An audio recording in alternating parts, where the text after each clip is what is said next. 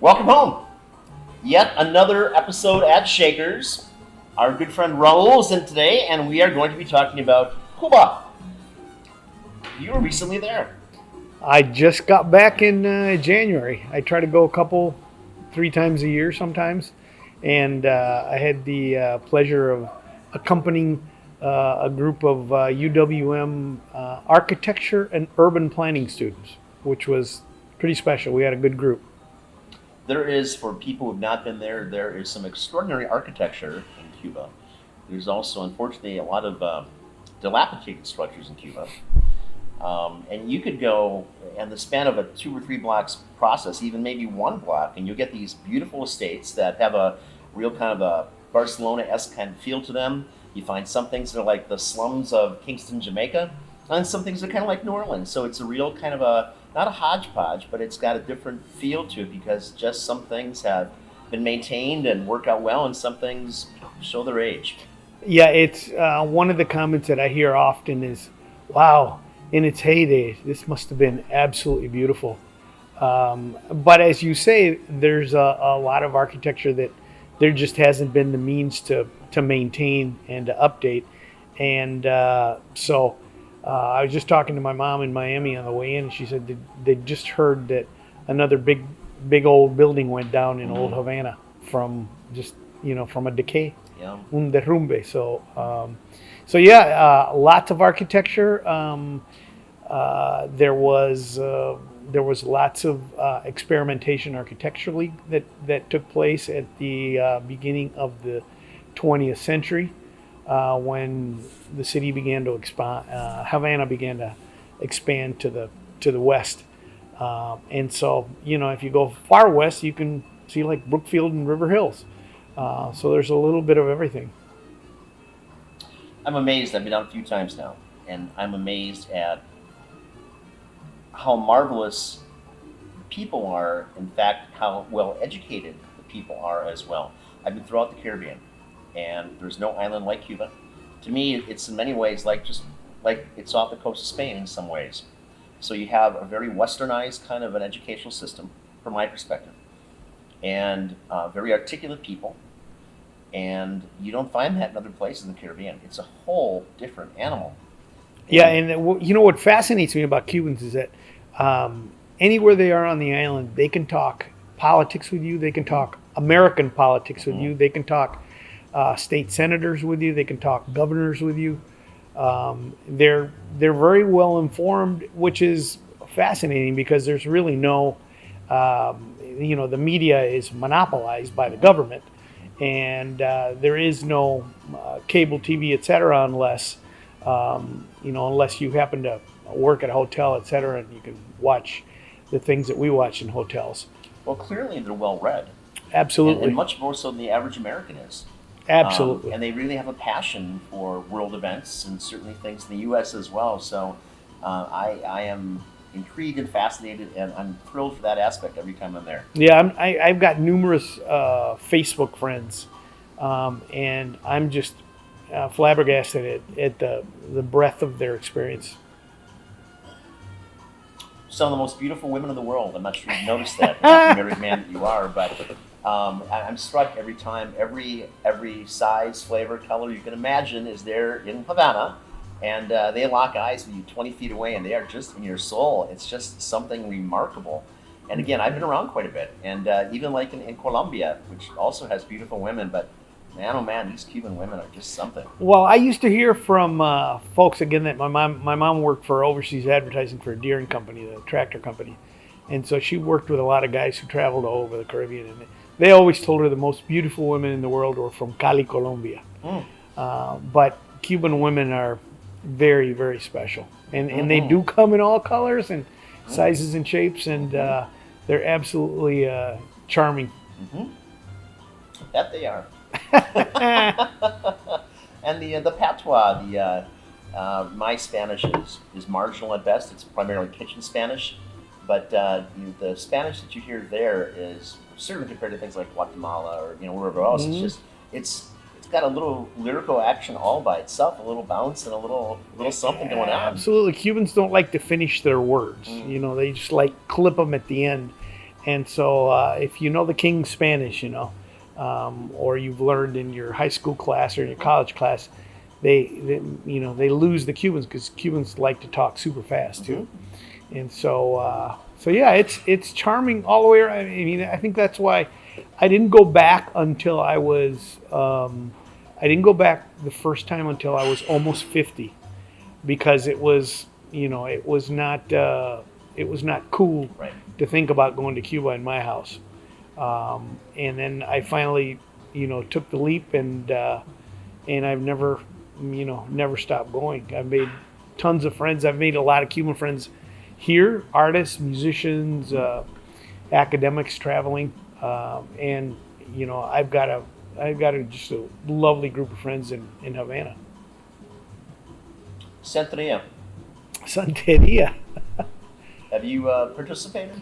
I have not participated in Santeria. I have not. I have some friends who are priests and priestesses and novitiates, but I have never witnessed a ceremony. And I'm told that if you're not from within the religion, that you're really not going to see anything that's very authentic if you get to see something. But I've been down with Cuban friends, but, and their families still live there. And I went through a 2-day process, and it was something. Drinking rooster blood is an acquired taste, I'll tell you that. So the first day, and of course it's Havana, and it's August, so it's 100-some degrees out anyway. And there's an altar that's outside, and you begin. I think they sacrificed just one chicken at that time. It was a simple process by comparison. The second day, however, we had a few chickens and a rooster sacrifice as well. On the inside, in the altar, that was this rather extravagant-looking estate, actually. And the person I had was supposed to have been the primary priest of Santeria. And there's numerous other priests and the novitiates that were there as well. We had to pick up a novitiate that morning, a female, all dressed in white, of course. Yeah. And we had to make several different stops, different places, get just the right chicken, just the right rooster, just the right, everything else had to be selected at all different locations. And then drove back, and it's 105 degrees, there's no windows, I'm in this little sweltering room, it's a cement building kind of a thing. And I've got the main priest, and I've got one of his other under priests with him. And I'm chanting, of course, the entire process. I'm kneeling on a mat. And over hours and hours and hours, after slitting the throat of the rooster, now we're drinking the rooster blood.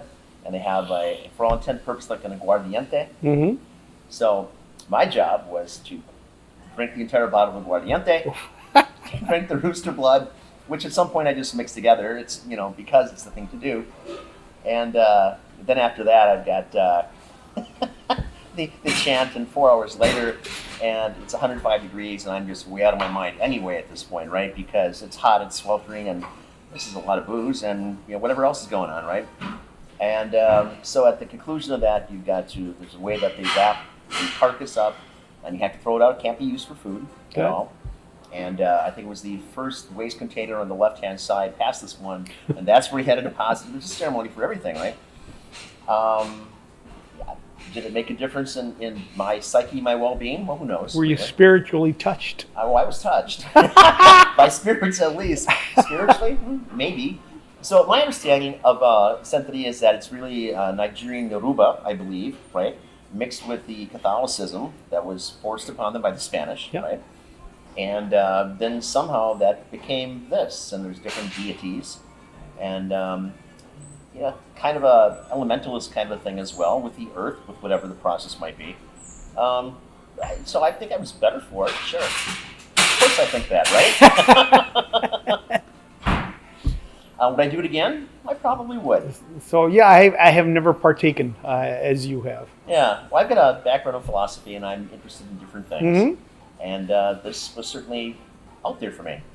So very cool. And I have seen the pretend voodoo things taking place in New Orleans as well. This predicated upon that. This is legit. Oh yeah. And a whole different animal. Okay. No pun intended. But yeah, there we are. So you're a better man than me. I've never taken part. It was just a thing to do. Not for asking, because I probably could. I mean, as I said, I've got a couple friends who are very much in the religion. So Well, the same family, the wife of the person I know, Jose, we'll call him, because his name is Jose. His wife is a priestess, and she's a practitioner here in the Midwest, and people come up from Chicago and whatever else. So I had seen her once, and it was interesting because as opposed to drinking the rum, she's pouring the rum on me, and she's flagellating me. She's beating me with reeds or something at the same time for part of this to eradicate whatever was in me that shouldn't have been, and that was interesting. So a different side of the coin, perhaps. wow, impressive. Something. Impressive. Something. So, man, I love the food there, and obviously what you get in a restaurant is not what we're accustomed to in the U.S. The economy is perhaps better now. You can certainly talk about that, but not enough that they can afford anywhere near what we have to offer. Paladars are interesting because the food's a little bit different there, right? But there's not money for spices and for things of that nature. So as such, the food is, I found as a chef, that it's fairly basic in many ways. And anywhere else in the Caribbean, you've got stuff that's souped up and chilies or something, but that's not the case here. No, there's never been that tradition of super hot, spicy in Cuba. It was more of a blend of Spanish and African influences and the Caribbean influences to a lesser degree. But when I went to Cuba for the first time in, I think it was 2000. It was the year after the symphony went here. The food was just horrible. I mean, government restaurants, which was most of them, really didn't have that much to offer. And it was the beginning of the paladar culture. And I think now, before COVID, because I think things are, in the past 90 days, the already ailing Cuban economy has really gotten even worse. Yeah. And without the tourism dollars. But there are some young restaurateurs, young chefs that in many cases have been trained abroad. Like I have a good friend who owns a paladar en vedado called Grados or Grades. And he learned his cooking in Uruguay at culinary school, and then he spent like 2 or 3 years in Spain. And I'm telling you, the stuff that I've eaten at his house is incredibly creative. What he tries to do is he tries to rework the Cuban, standards, down home Cuban stuff, and it's just absolutely lovely. The next time I do we do theme dinners on a monthly basis at Shakers. So the next time I do a Cuban dinner, I'd like to have you as my guest for that. And cool. Love it. See what I do with these things. All right, I'd love to see what you do with it. You brought an exquisite little rum here, and I have read about this, and I have lusted after this for a while, and I've not been able to get my hands on it. And you saw the Havana Club. There are cases of Cuban rum that somehow find their way to me. This never has, and it's 18 years old. I know that is the most expensive bottle of rum, I think, of alcohol that I have ever bought. I mean, it's still under $100, and there are bottles in Cuba which you can spend thousands. There's I don't know if you've made it to La Fábrica de Arte, which is this, the hip place in just on the outskirts of Vedado. Yep. And it's got an attached outdoor bar called El Cocinero, the cook. Okay. And those guys behind the bar have some crazy rum. Like this is probably like mid-range, but they had some bottles in. Well, we were up there one night, and this guy had just bought a couple shots, and I don't know, he paid something ridiculous for it, like $20 a shot or something. And I said to the guys, I said, "Is it really that much better?" And he says, "Would you like to try it?" And he gave me like a little flight of testers, which was, it was really that much better. So this is, we normally drink Siete Años, and Siete Años is our favorite. We put the students to bed, and then we sit in the balcony and have a couple of nightcaps. Nice. But Vigía is good. Cubans like Santiago rum, which we have Santiago here. And the best I've had of that was the 15-year-old. Okay.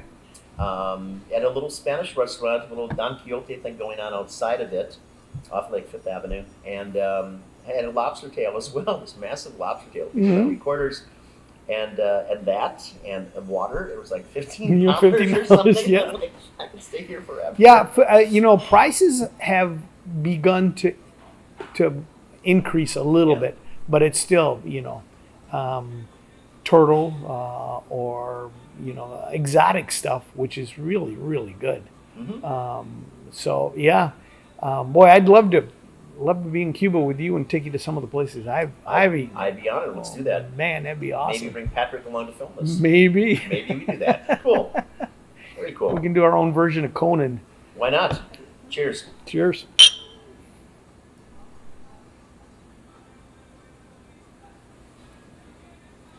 That's a great finish. This is delightful. Thank you very much. You're welcome. So Embassy Row, my dear God, I've been around the world, but Embassy Row is just something special. In Miramar? Yes, exactly. And you got all these structures after the other, and just more and more opulent, more whatever.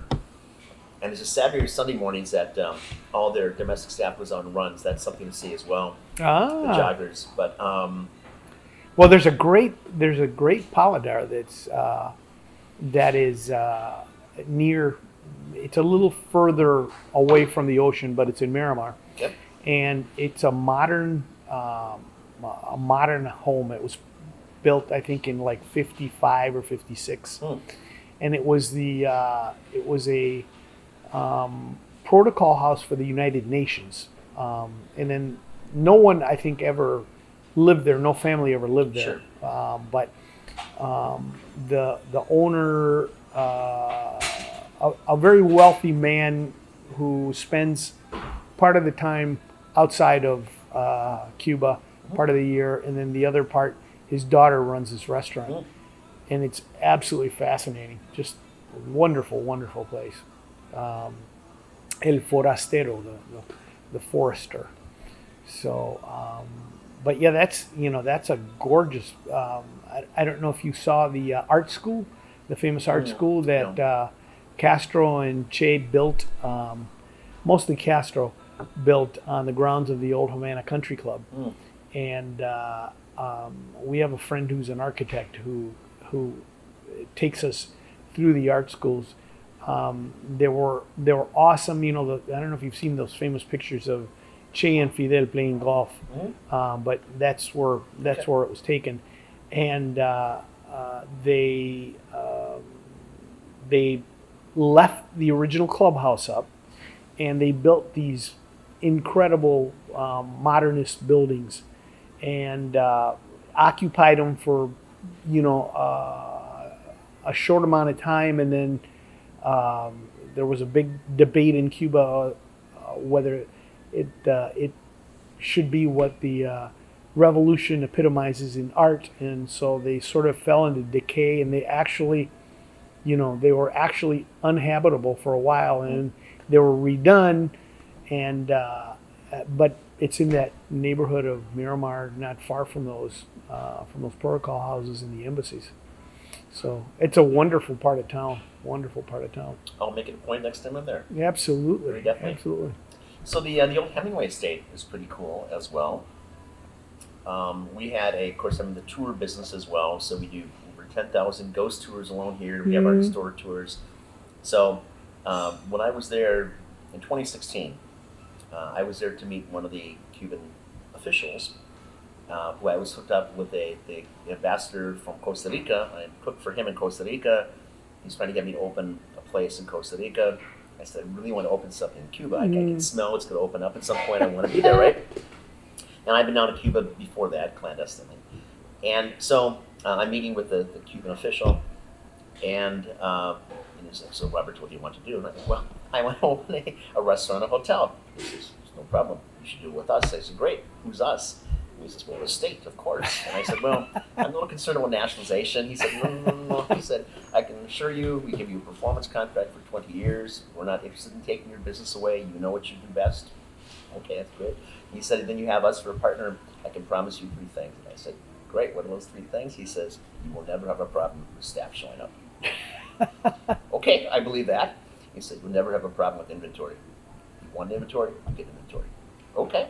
He said, 3, the most important thing, we are the state. We are the money. We are your bank. Otherwise, there's no bank. Well, what do I sign? It sounds great to me, right?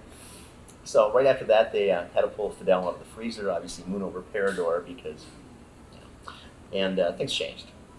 And even though Raul was really in charge for several years before that, it just wasn't the same vibe anymore. And our embassy will open, close, whatever, step forward, step back. I said, well, this won't happen in my lifetime, a great place to visit, but that's okay too. Yeah, I don't know if you've read, but under the Trump administration lately, in the last 90 days, they've ordered the Marriott chain to leave because Marriott had a couple of management contracts, and apparently what I read said they had their own hotel, which I wasn't familiar with, but they're not being allowed to do anything.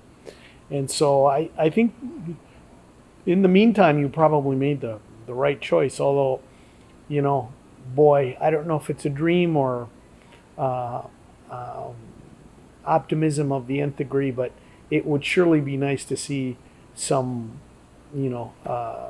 some entrepreneurship from this side of the Florida Straits down there, as long as they don't decide they want to take over the island.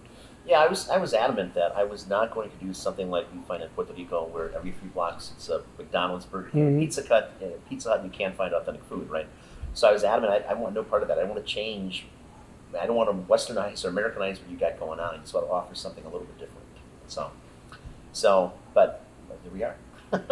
Yeah, I think if obviously if Biden gets elected, it'll be a return to the days of what Obama was trying to accomplish. Think, right? 2014, when Obama announced his plans to reestablish relations and reopen the embassy, et cetera, et cetera.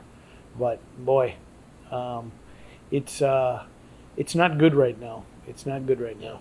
They just published another addendum to the list of businesses that Americans can't do business with, and among them was like a dolphin park on the Keys that totally outlawed for Americans to visit because it's owned by the government.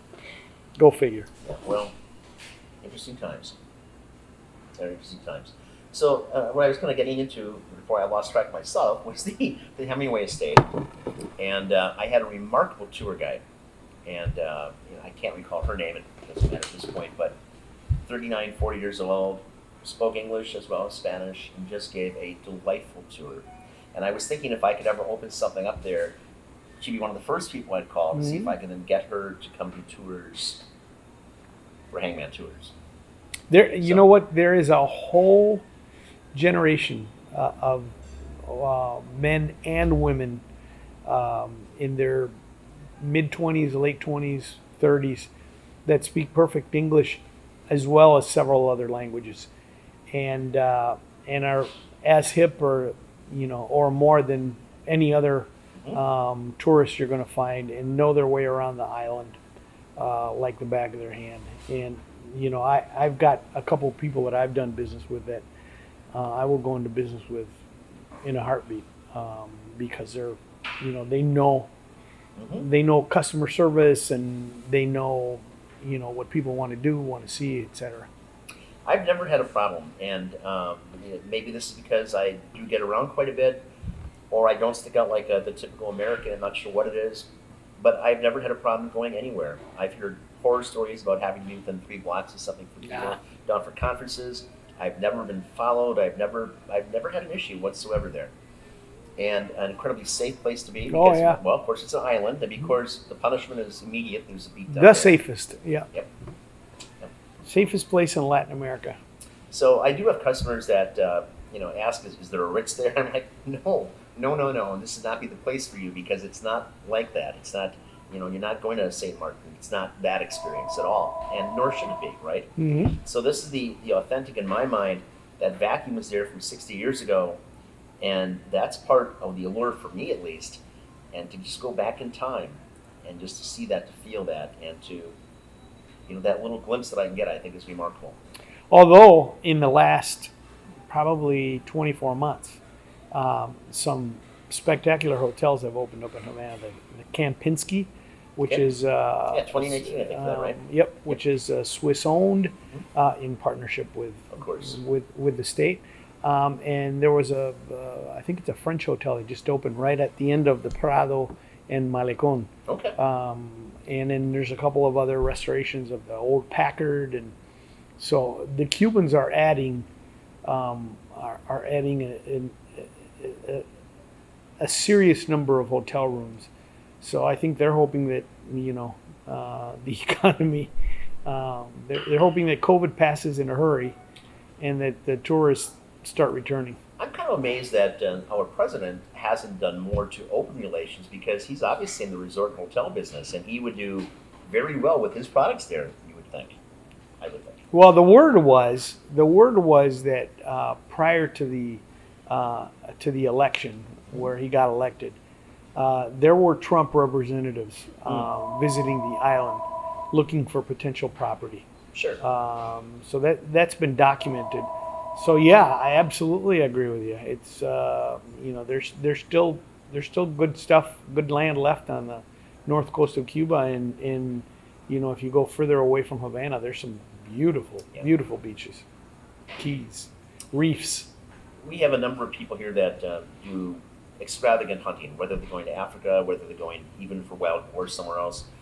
Now, Cuba has their own wild pigs, right? Mhm. Feral pigs, maybe not wild pigs. I'm not sure what the distinction is there, but can you imagine opening up that industry to have this amount of money going down there to shoot because Yep. these guys spare no expense, and they could eradicate some of the feral pig problem that's taking place there as well.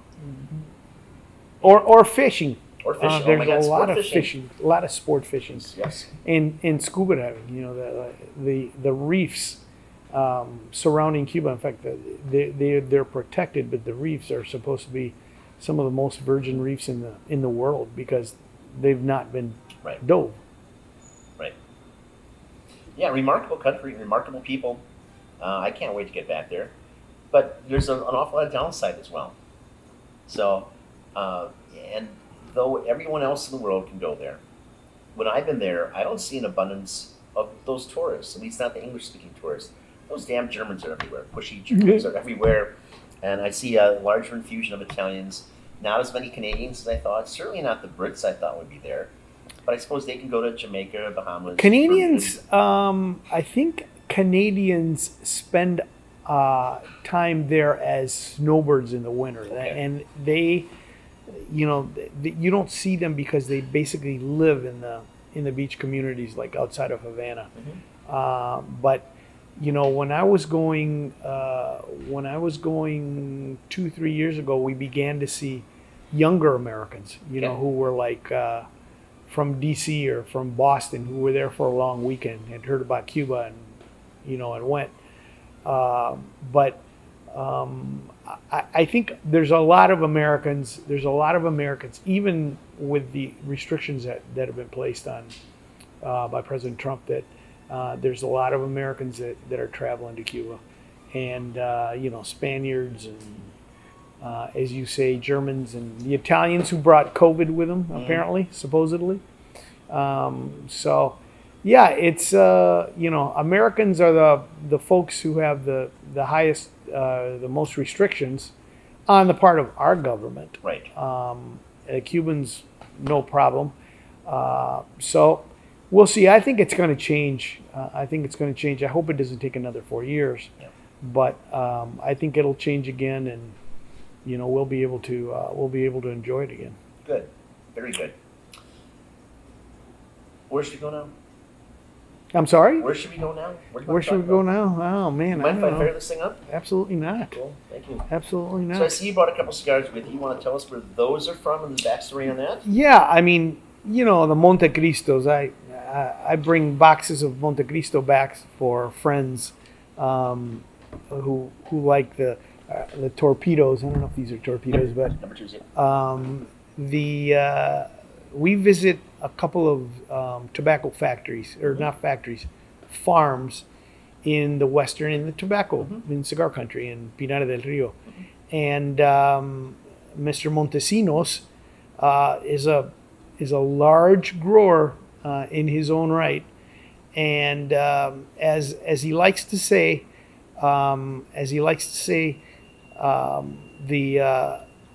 he's required by the Cuban government to sell 85% of his crop to the Cuban government at a price that's pretty much dictated by the government, and then he's allowed to keep the other 20% for him to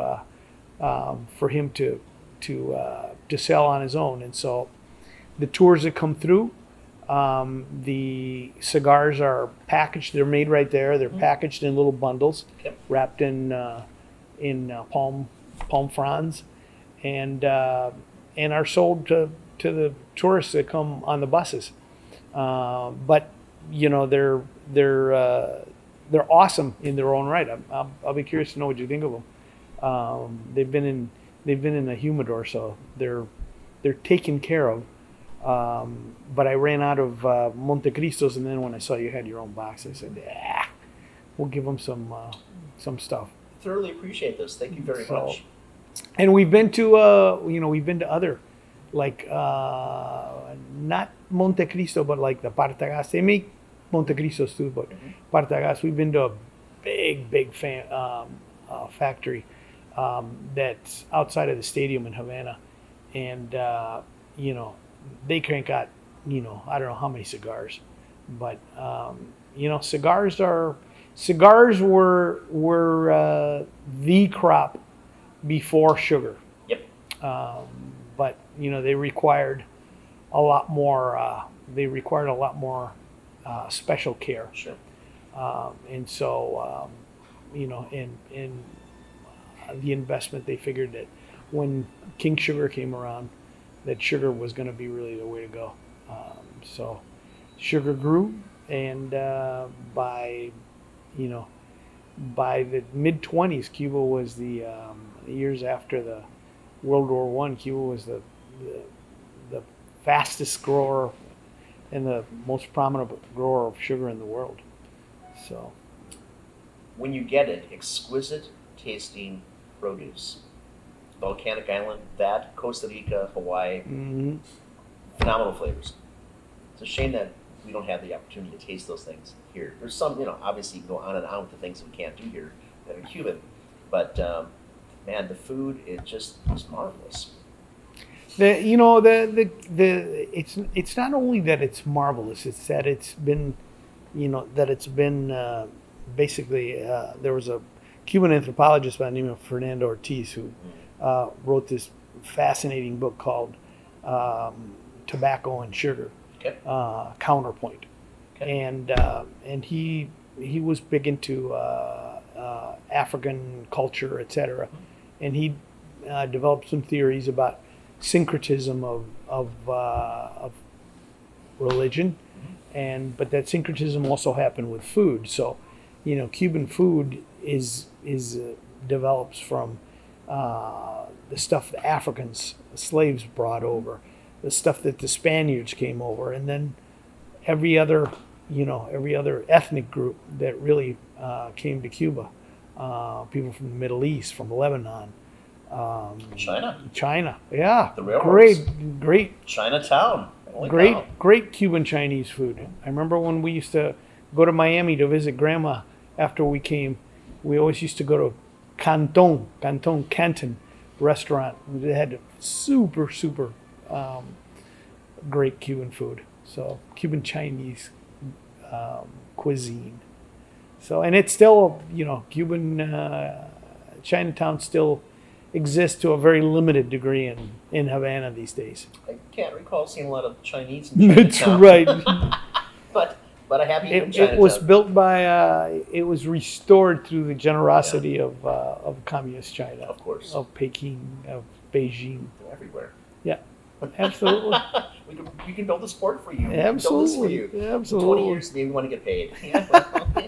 Sure. Okay. So have you been to the east end of the island? I have not. Because the east end of the island is absolutely totally different than Havana. Santiago is really the crib of Afro-Cuban culture. There is also a village that's there that is primarily Germanic, right? So I mean, blonde Oh, hair, yeah. blue eyes. Yeah. What's the name of that village? I don't know what it is, but there's a town on the north coast Okay.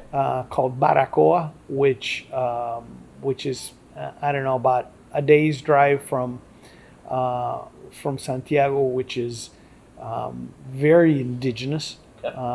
Like the Cubans, Cuban indigenous people that survived and sort of remained together, maintained an indigenous culture of sorts, and so there's there's pockets of folks who were Jamaican ancestors, ancestors of Jamaicans, of Haitians. But that whole east end of the island is, and they're the people that they're the people that always raised hell in Cuba. All the revolutions in Cuba started on the east, in Santiago or up in the mountains. So, yeah, you got to get to Santiago. I'll make it a point. Santiago and the northern coasts, which are absolutely fabulous.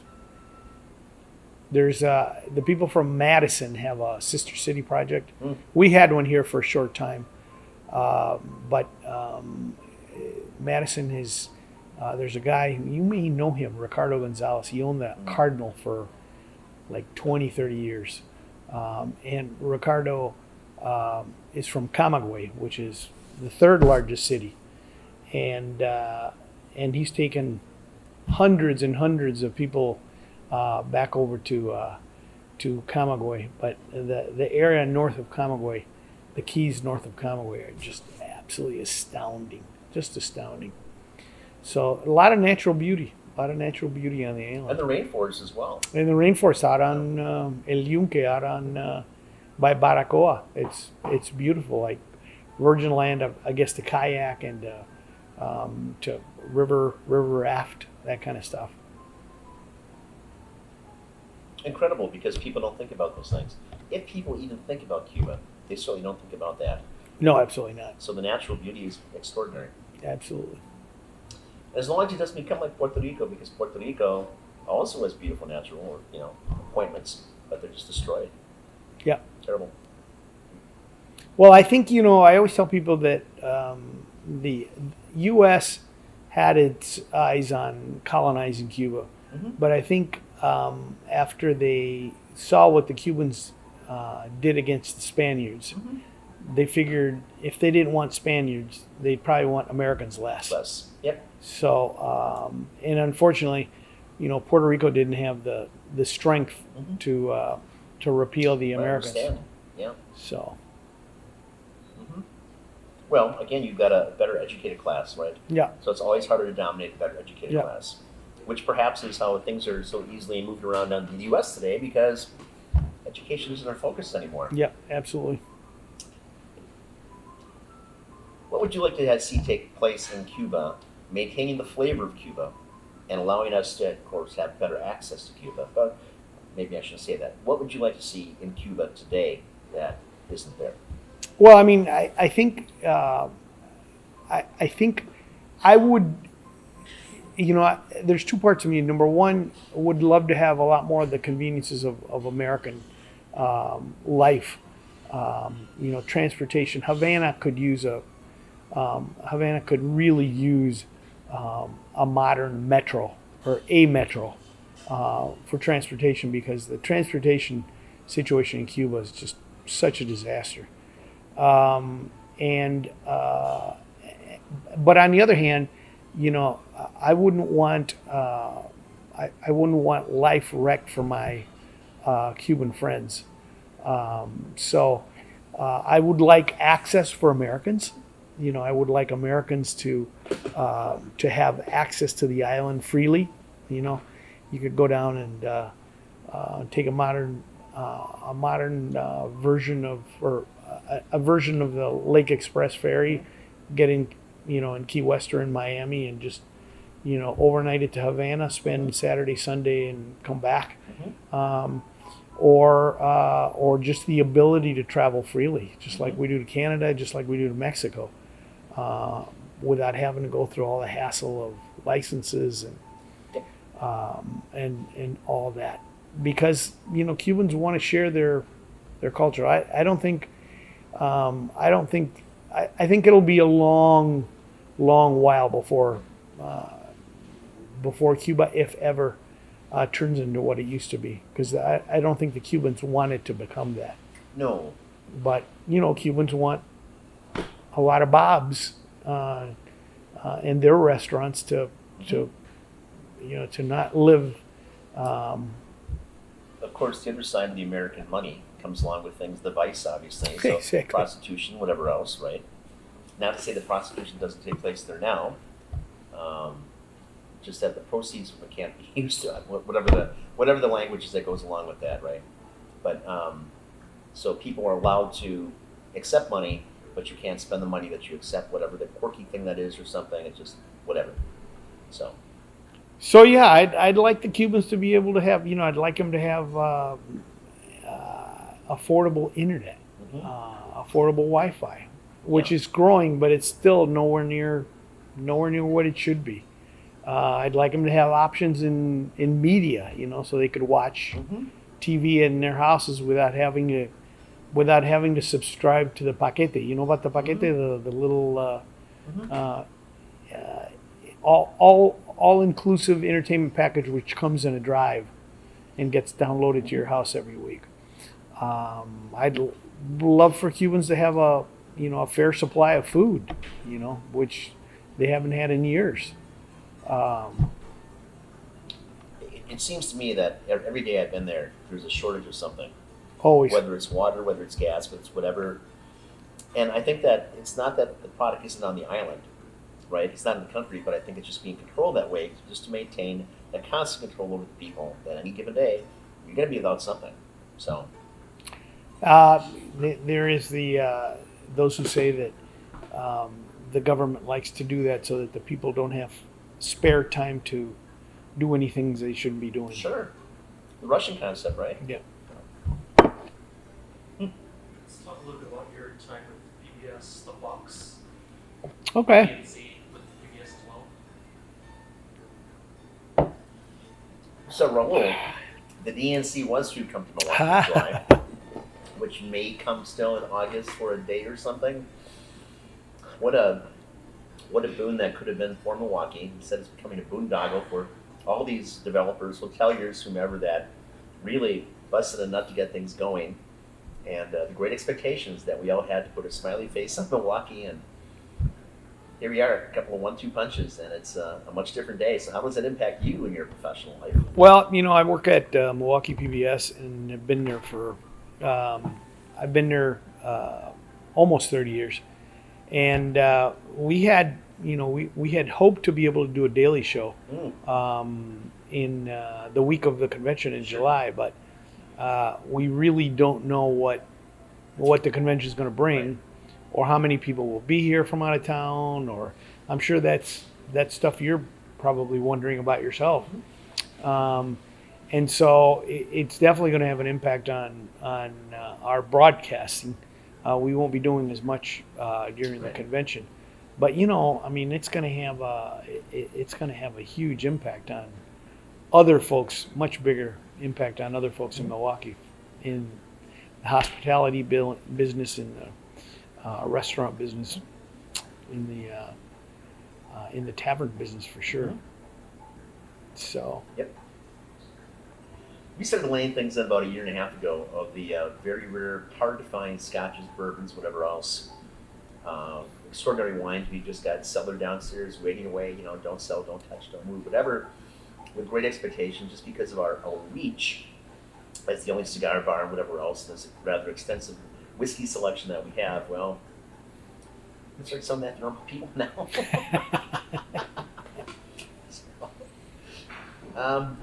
I'm also glad that we had a little issue with the Department of State because I had this grand plan to bring in 20 women from Ukraine and from Russia.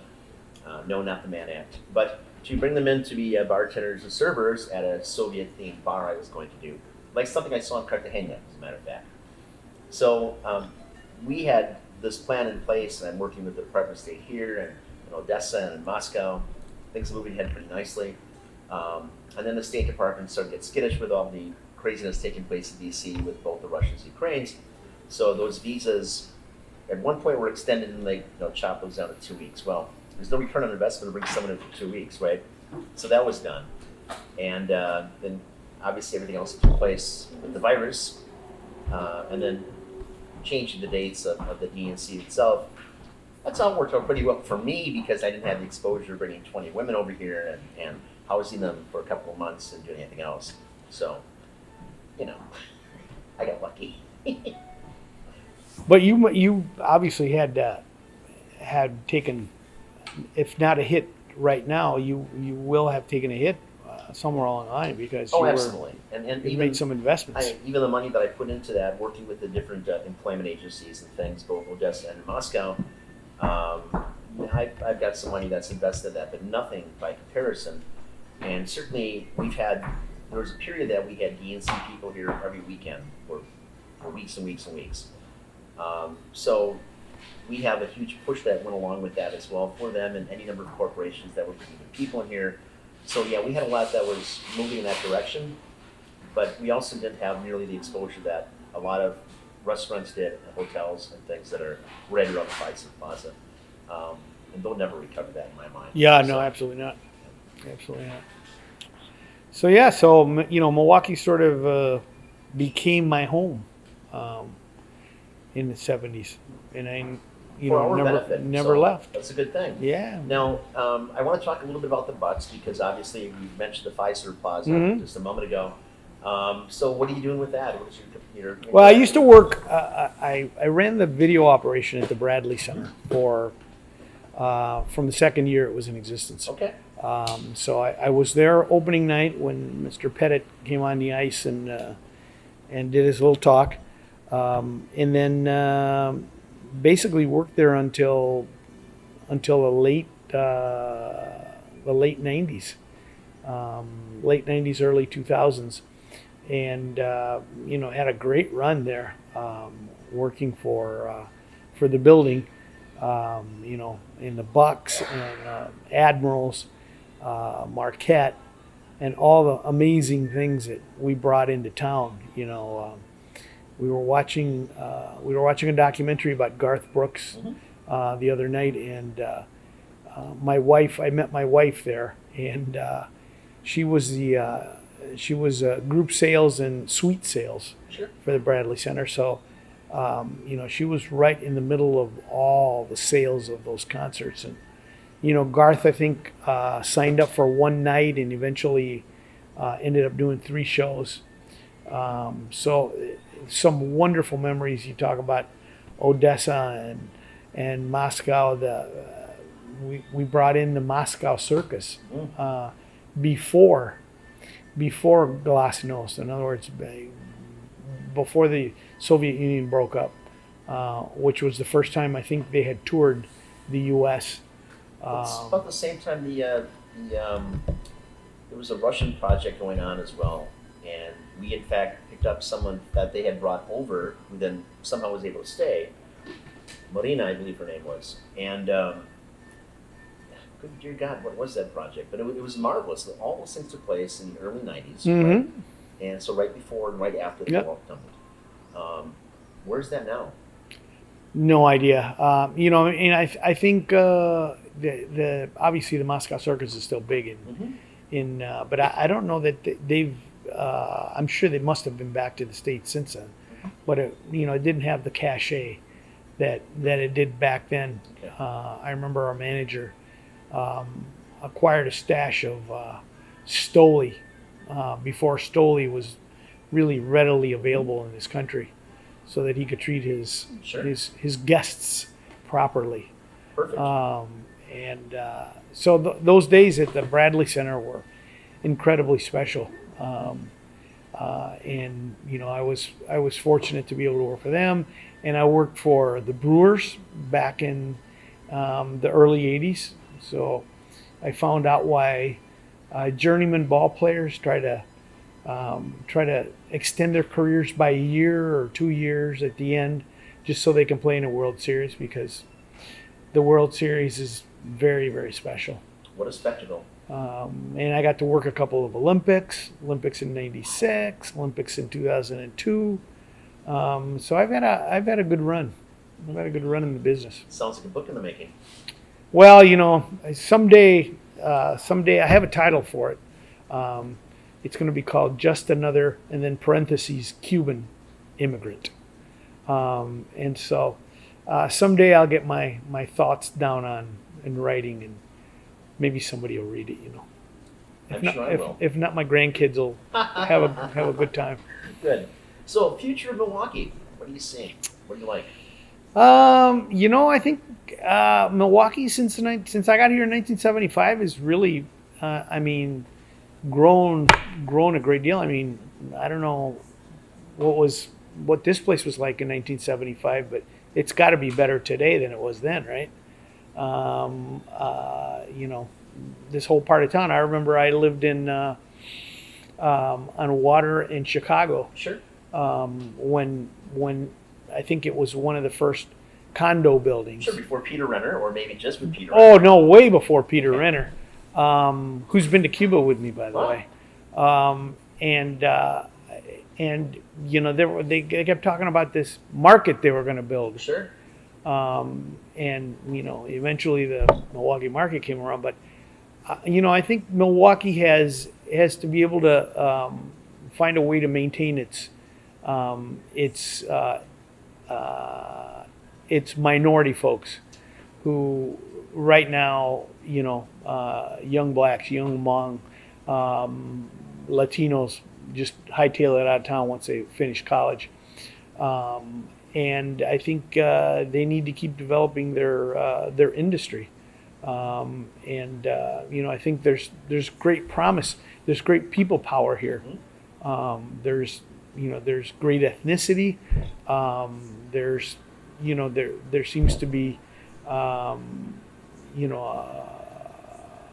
an integrated, the bones of an integrated community. It really isn't, but there's some brain drain. There's no question about that. There's tremendous potential here. Yeah. Tremendous potential here. It's like it has many of what Chicago has to offer with a fraction of the hassles. Mm-hmm. So I think I hope Milwaukee keeps going on the up and up, but we'll see. Well, we certainly have an appropriate number of minorities in positions of power. Sheriff, chief of police, half the common council. Mm-hmm. I think we're moving in the right direction. If we can keep that going, all the better. Yep, absolutely. But these are some interesting times you're going through right now. The most recent last 3-4 weeks have been very very sad, very interesting, hopeful in many cases, but not hopeful in others.